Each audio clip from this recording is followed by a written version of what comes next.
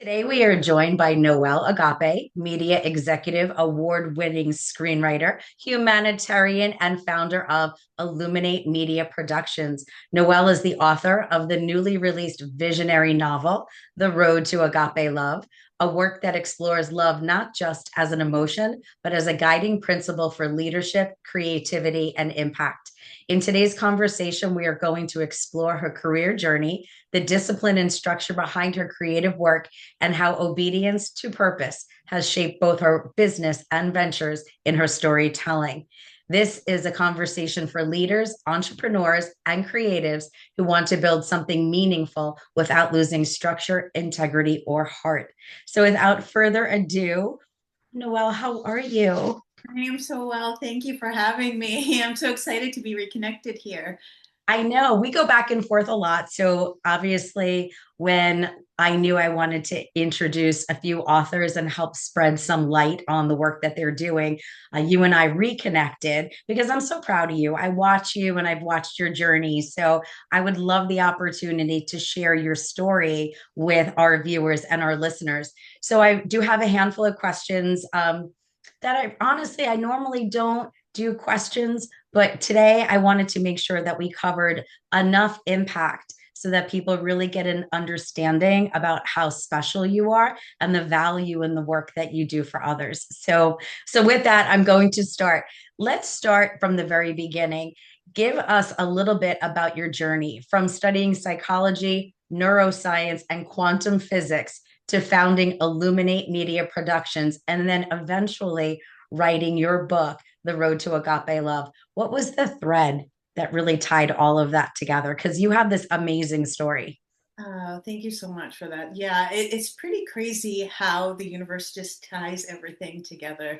So I was an artist. I was actually a double major. I was a design and an art major and psychology in undergrad, and then went on more for the science aspect of it in neuroscience and studying deep into the quantum fields and understanding science and spirituality and teaching that at a very deep level. And this book has been inside of me for 8 years, and I haven't really had it come to fruition. But the most beautiful thing is that I was in a room about 17 years ago talking about science and spirituality, understanding that back then this was like before the Joe Dispenzas and everybody was really making it famous, right? And talking about the laws of the universe and talking about how you bring science and spirituality together and you merge the two. And I was in a room full of executive producers, and he was like, Noelle, you need a show. Like, you need to talk about this. And became a TV host from that space and started to talk about science and started to talk about the body and the mind body connection and spirituality and, Christ consciousness and tying it all together.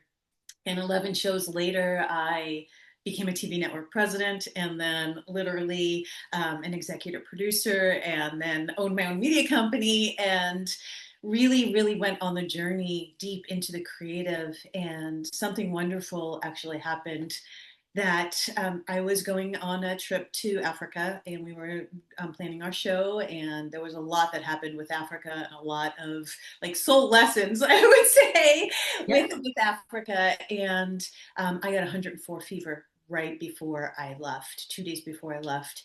Everybody was on the plane and going to Africa. We were doing humanitarian works. We were working with orphanages and bringing out learning centers and building water wells, and literally got 104 fever. I got grounded. Everybody else went to Africa. A lot of stuff came out from Africa, a lot of soul lessons, I will say. And they got on the plane and my fever broke and the book came through me. And within 48 hours, I wrote The Road to Agape Love. And it talks about science and spirituality and the thread of the universe and destiny and your life's mission and bringing self-love to the highest place. And it was so many lessons and journey along the way that it didn't make sense to the rest of the world, but it made sense to the universe and God and I. I love that. So you've said on your book tour, love is the new infrastructure. Could you unpack that phrase for us and just share a little bit of context? Well, I believe without question, the road to agape love for me is finding true love within yourself and finding connection to not only yourself and others, but to the universe and God. And God is everything for me. And the road to agape love is finding true agape love, forgiveness, love for yourself, sisterhood, motherhood, friendship, connecting on a very, very deep level. I believe, without question, my message to the world is love. And my name's Noelle, and I'm born on Christmas, and Agape is my last name. So it's kind of my destiny to produce conditional love throughout the world. And bringing that out in a way that also knowing you have to live through the shadows to get there, and it's not bubbles and unicorns. Agape love is truly the highest form of self-love, and then you can, when your cup is full, you can emanate that out to the world. I love that expression. I do. I love that expression. So, on the book's mission with the Road to Agape Love, you aim to do more than tell a story, and you're looking more to build a movement or shift the consciousness. How do you envision the book functioning as a tool for social change? Oh, wow, I love that question. Actually, I believe for me, social change is the reason why I'm on this planet, right? And I believe without question that it is a frequency, and the story is a fictional story, but it is a lot. There's a lot of Bella in Noelle, and a lot of Noelle in Bella, and it was a journey of finding, especially for women, divine feminine power and the frequency of releasing so much of your past to finding love in the world. And 25% of all proceeds are going to my humanitarian acts around the world. I believe without question that this is a thread of self love, self empowerment, sisterhood, knowing and understanding the divine feminine journey before anchoring in divine union journey as well. And so not only monetary are we making a difference, but we are doing huge humanitarian acts around the world with the proceeds, and building water wells in Uganda, and learning centers, and building homes in Mexico, working with children that are underrepresented, and taking love to a next level, and just bringing the light through the world and bringing it out to the universe, but also making tangible steps in the proceeds to do really big things in the humanitarian and philanthropy world with it. What I'm finding is the more I'm out there, and I think what happens is once you've put it out into the universe, things come to you.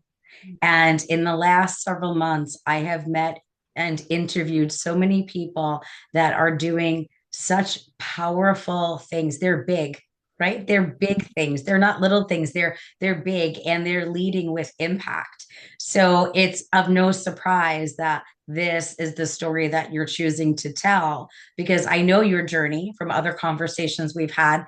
And, as you say, it's not always rainbows at the end of the day, and bubbles and unicorns. So you have to go through some challenges sometimes to really, really have a deeper understanding about life in general and how to give back to society. So again, it's of no shock that we're having this conversation today, because so many people, again, in my alignment, I think for where I am right now, are falling into the same place. So now, balancing art, science, and spirituality. I know it's a lot, but that's really your background. Your background includes 14 years of graduate level study in psychology, neuroscience, and quantum physics.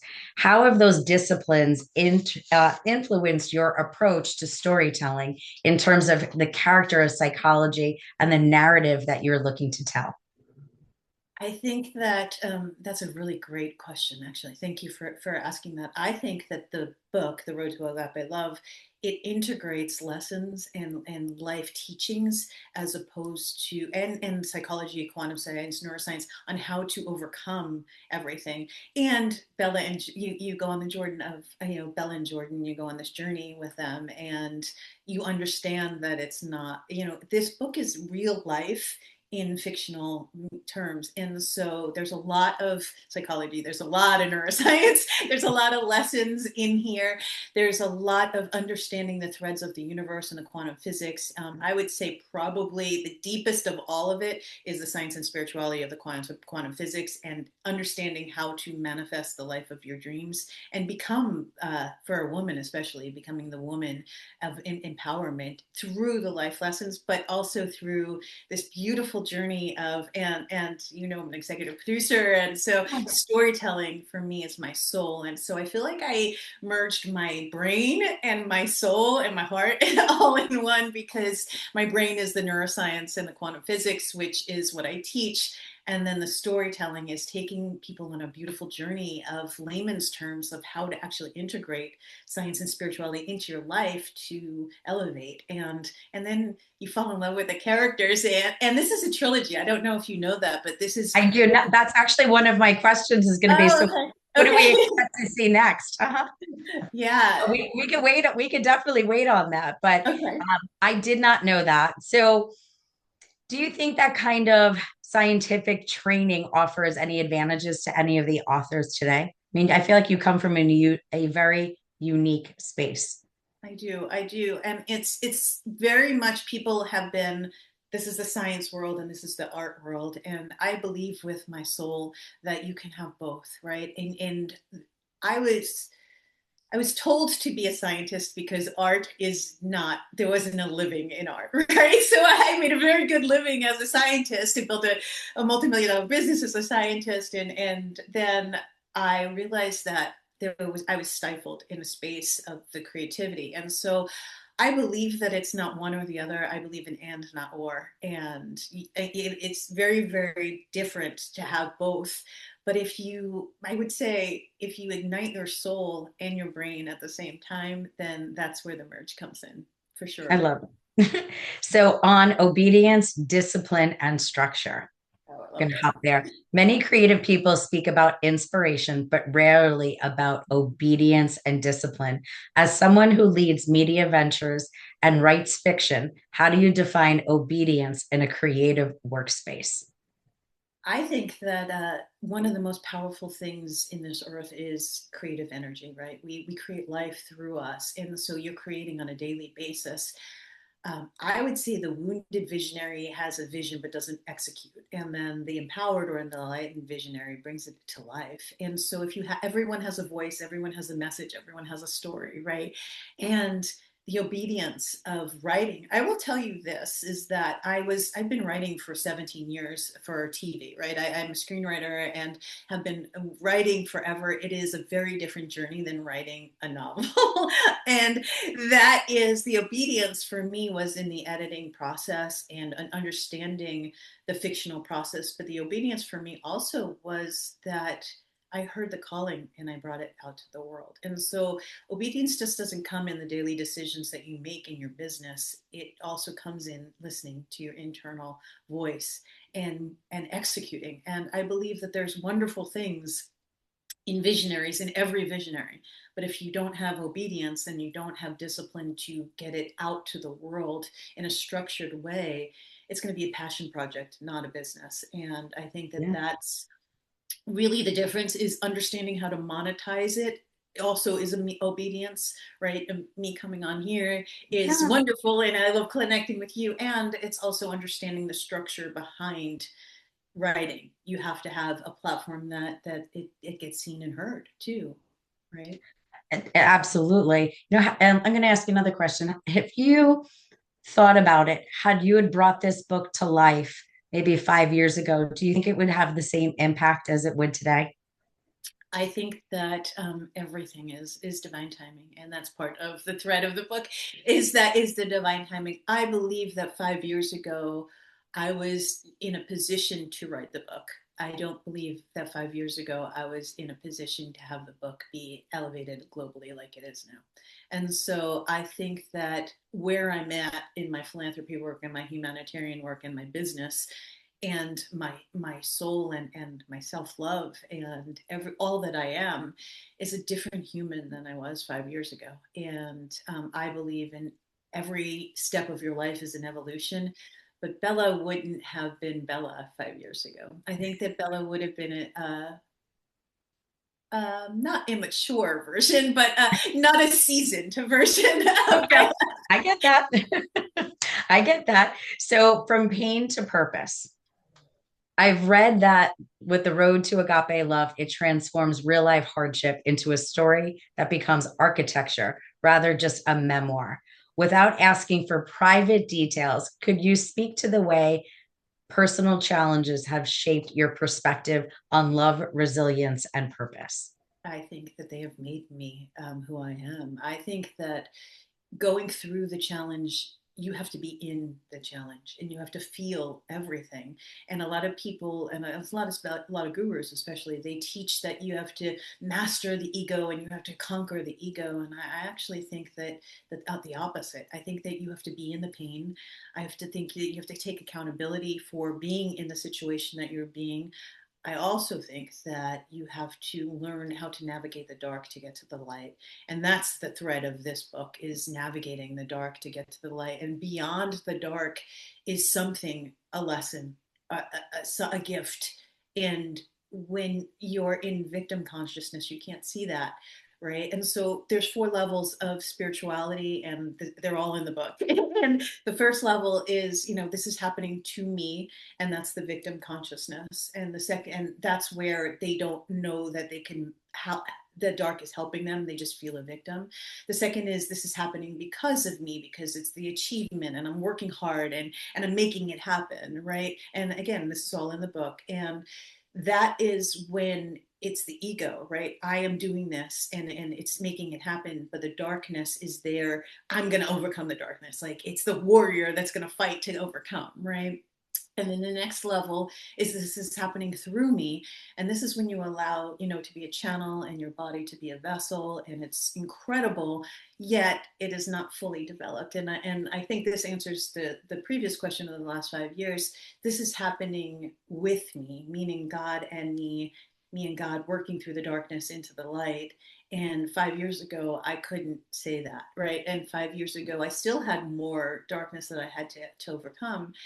And when it's happening with me, it's you and God and you and the universe. For me, it's God, source, the universe, whatever you believe it to be, a higher power, a higher self. You're working together in unison, in unity, to not only serve yourself and get through the darkness, but also allow others that are in that same space to get through the darkness with you.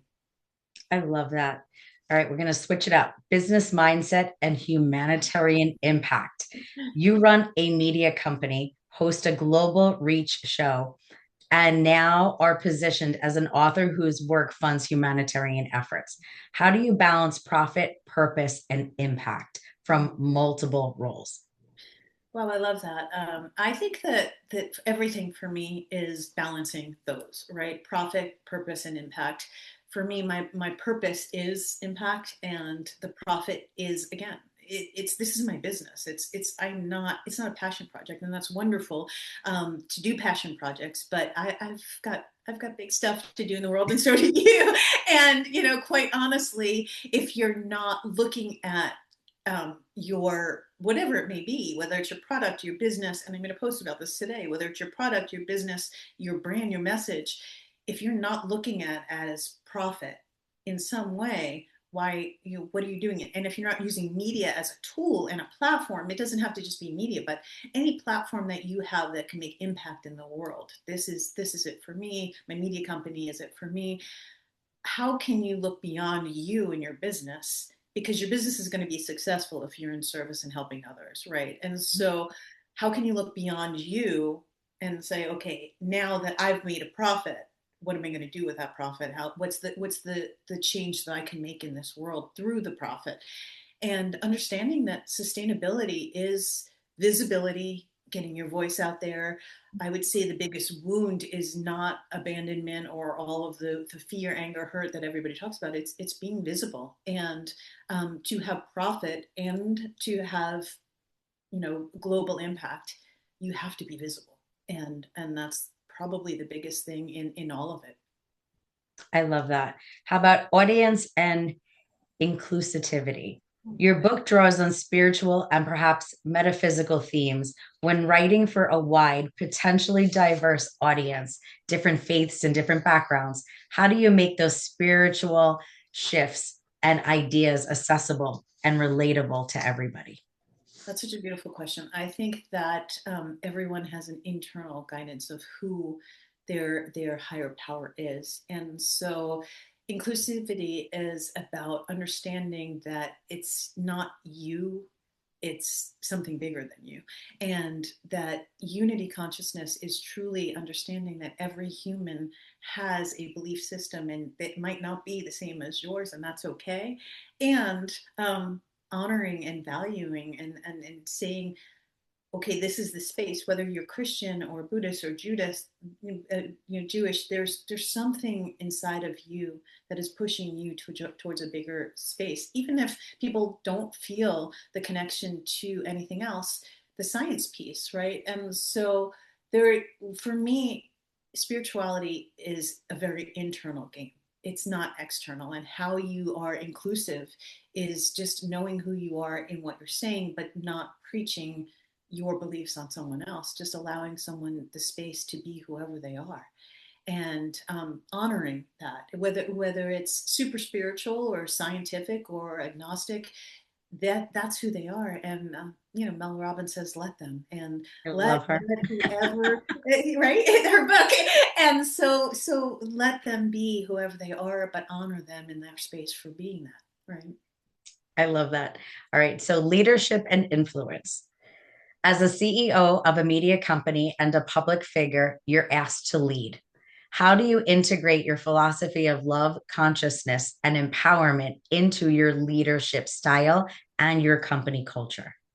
Oh wow, that's a phenomenal question. I would say kindness is and compassion with boundaries. That is really, I think that being a powerful leader, there is multiple times where you have to be kind, and there's multiple times where you have to be have compassion, especially for your team members and understanding where they're coming. But you also have to have structure, and I believe. For me, it's balancing the feminine aspect and the masculine aspect, right?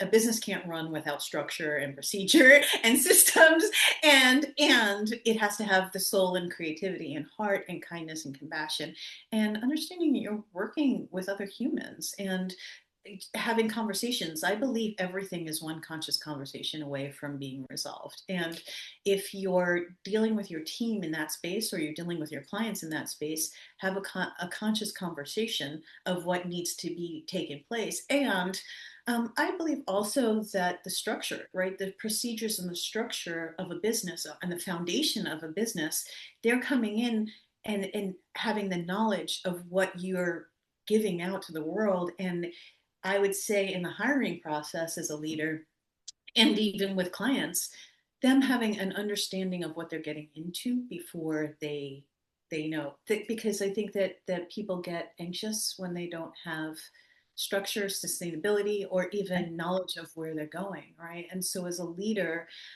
it's compassion, it's love, it's kindness, and it's the masculine too. It's structure and obedience and discipline, like we talked about I, before. I love that answer because I'm laughing. Obviously, I do executive level coaching.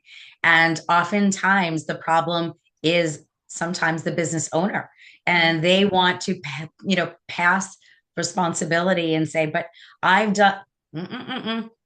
I have to back it up. I said, I'm so sorry. I'm so sorry to have this conversation. I generally blame it on being on a few things. One, being from New York allows me this little aggressive edge. And two, I'm in menopause. So between the two of those, I go, listen, I'm going to bite. So let's have that conversation. And it's having the executive be in a position to understand that they may be really amazing at bringing their vision to life, but without their support system having direction, it goes nowhere. So I love that answer because it was just it's just perfect. Like it was fantastic. All right, let's go to the next New one. York also, do you know that? I I live in know. Delaware now, but I'm from New York. So we got a little edge in us, I right? do.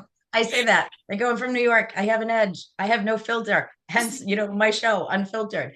So risk, vulnerability, and credibility. When you put out a book that blends visionary fiction, spirituality, and social mission, there's potential for criticism and skepticism, right? How do you navigate those risks of vulnerability versus authenticity? I love that. I think that navigating life, not just, I think that if you know me pretty well, and Yeah. I'm pretty authentic, right? I mean, what you see is what you get, Yep. and in the book, what you see is what you get as well.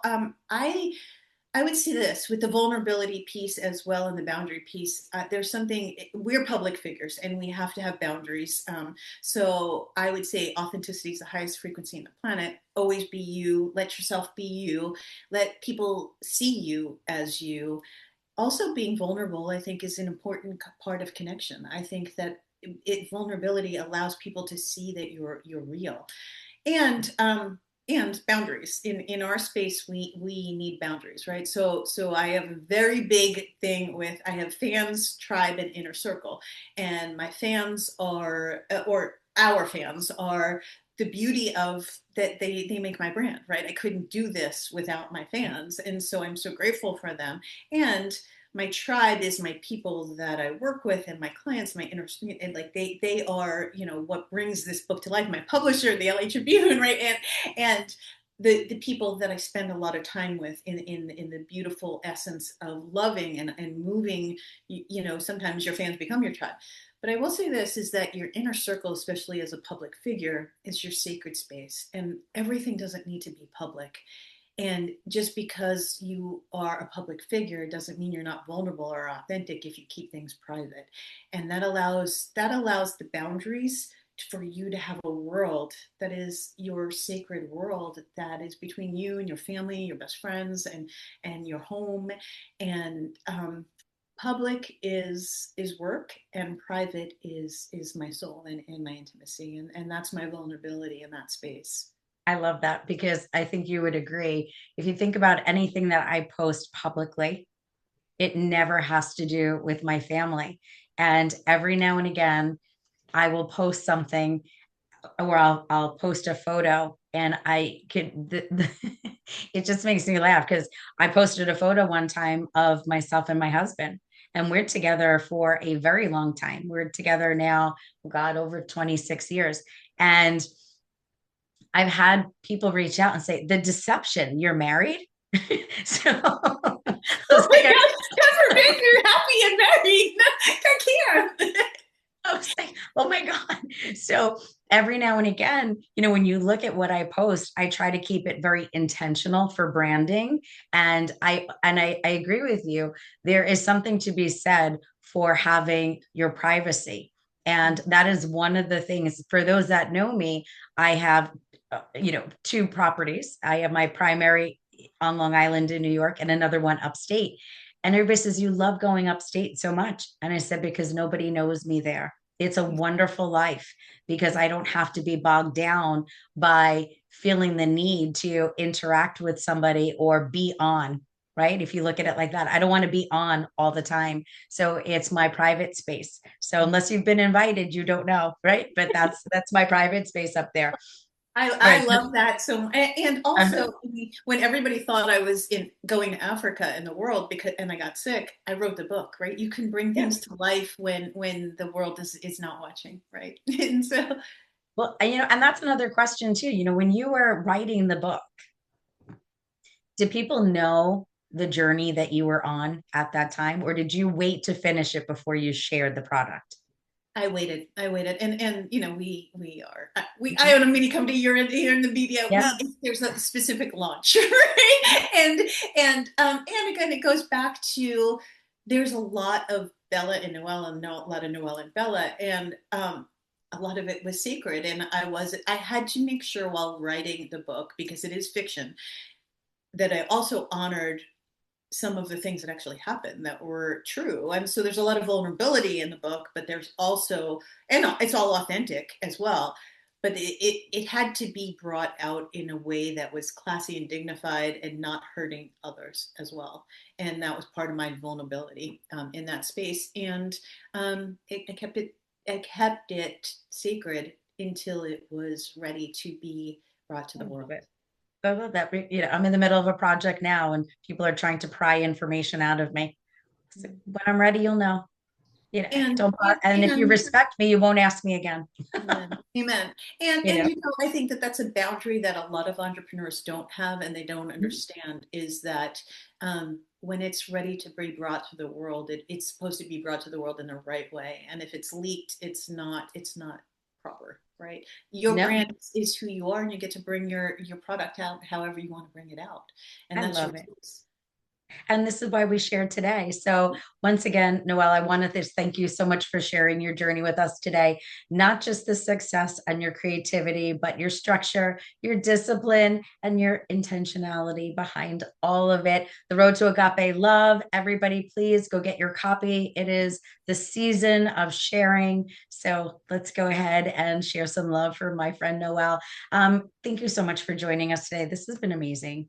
Thank you for having me. It's been incredible, and I'm so proud of you and all you're doing. Really, Right back really. at you, girl. Right back at you. It's been wonderful. So Until next looking time. forward to collaborate on something bigger with you. There you go. We'll join you on tour. But until next time, stay tuned. I'm getting ready to bring you information on our next guest.